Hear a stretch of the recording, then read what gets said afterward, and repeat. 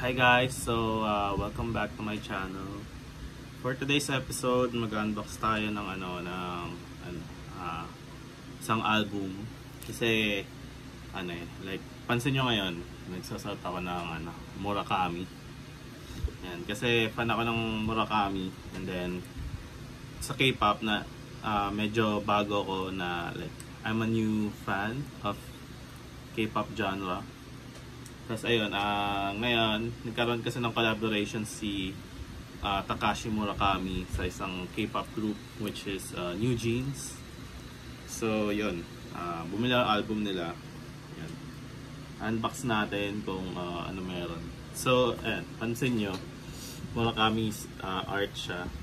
Tapos with the bunny face, kasi yun yung ng New Jeans. And ang ganda ng album kasi nito ngayon, although dalawa lang yung song, solid yung dalawang kanta, yung Right Now at saka yung Supernatural. Kaya yan, na-unbox ko na. Excited ako. So yan. Anong laman ng yun. Wow! Wow!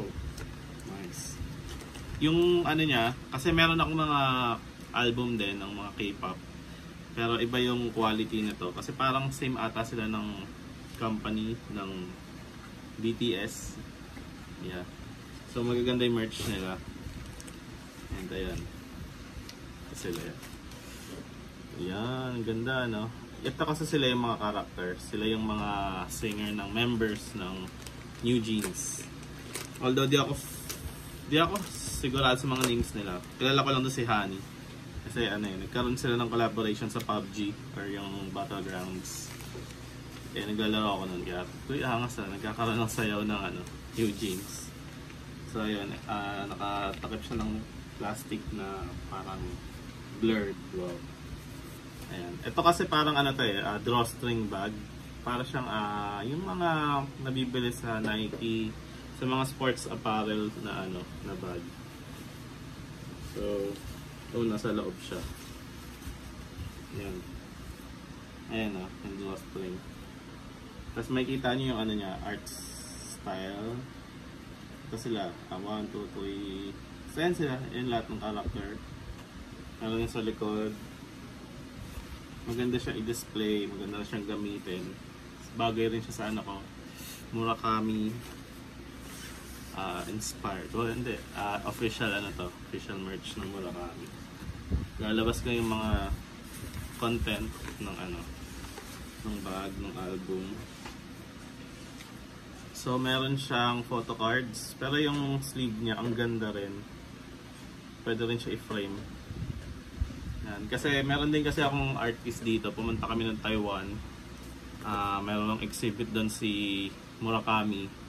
Tapos collaboration with Doraemon. So siya, postcard lang yung binili ko, pero nilagyan ko ng frame ko kasi maganda yung niya yung pakita ko na lang. Ito siya. Pina-frame ko lang siya sa IKEA na frame. Yan, Doraemon siya. Ito yung door ni Doraemon. Sa Doraemon, sa Murakami, may mga ibang characters din. Sila Nobita, si babae. Ewan ko dito si Damulag, pero yan.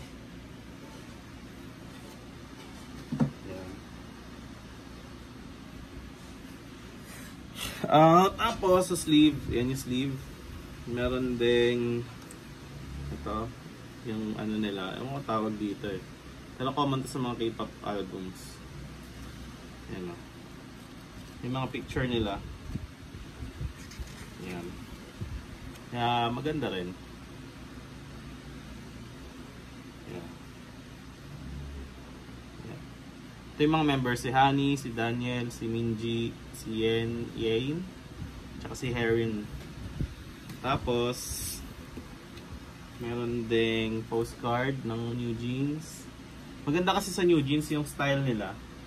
Ang cute nila doon. Tapos parang hip hop yung mga choreograph nila. Yung music nila medyo vintage na hip hop. Kaya maganda. Bagay yung collaboration ni Murakami sa album nila. Kasi lalo na yung Supernatural, para siyang medyo ano eh, Bobby Brown inspired. Pag narinig nyo yun, pakinggan nyo kasi maangas yung kantang yun. Naka-LSS. Tapos, paano ito buksan? Ayan. Lagyan natin ng ay. Ito yung maganda sa ano eh, unboxing ng CD kasi unlike yung mga dati kasi meron kami mga album, mga CD na yung alam niyo yung may yung mga PC niyo may CD player pa, yung radyo may CD player. Actually may radyo ganun. Kasi yung mga kotse may lagay ng CD. Ngayon kasi Bluetooth na lahat.